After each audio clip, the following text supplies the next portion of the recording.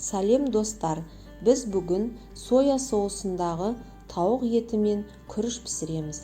Ол үшін бізге 500 грамм тауықтың төс еті қажет. Оны ұзынша етіп турап аламыз, видеода көрсетілгендей. Үстіне 2 ас қасық соя соусын қосамыз. Араластырып 15-20 минут маринаттап қоямыз. Тауық маринатталып тұрғанда көкөністерімізді дайындаймыз. 2 болгар бұрышын алып, ірілеу етіп турап, сұйық майға қуырамыз.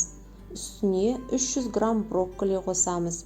1 тісше чеснок турап, көкөністерімізге қосамыз.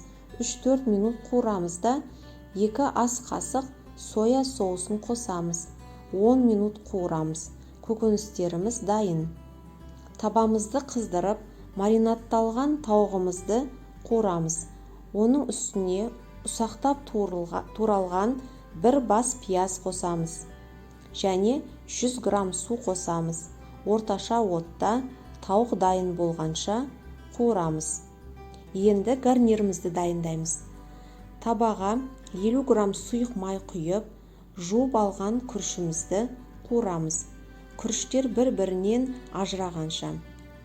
Кейін үстіне 1 шай қасық тұз қосамыз. Күріштің үстіне 1 сантиметр көтеріліп тұратындай су құямыз. Күріштің суы тартылған соң бетін жауып бұқтырамыз. Яғни жай отта күріш дайын болғанша пісіреміз. Тамағымыз дайын. Отбасымызға ұсынамыз.